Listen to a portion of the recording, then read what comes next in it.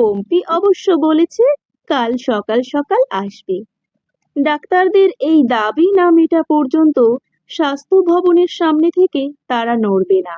টিভির পর্দা থেকে কথাটা কানে আসতে সজল নমিতা একসাথে তাকালো। স্ক্রিন জুড়ে উত্তেজনা। একটা আওয়াজ কানে আসছে, জাস্টিস ফর আরজি কর। সেখান থেকে লাইভ দেখাচ্ছে টিভিতে। রাত্রি 10:30। ঠিক ঠিক করছে ভিড়।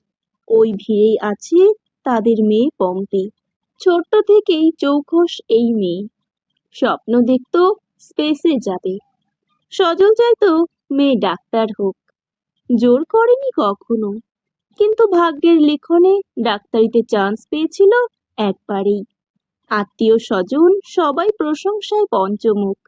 বলতো মানুষের মতো মানুষ হয়েছে মেয়ে। কিন্তু নমিতা কখনো খুশি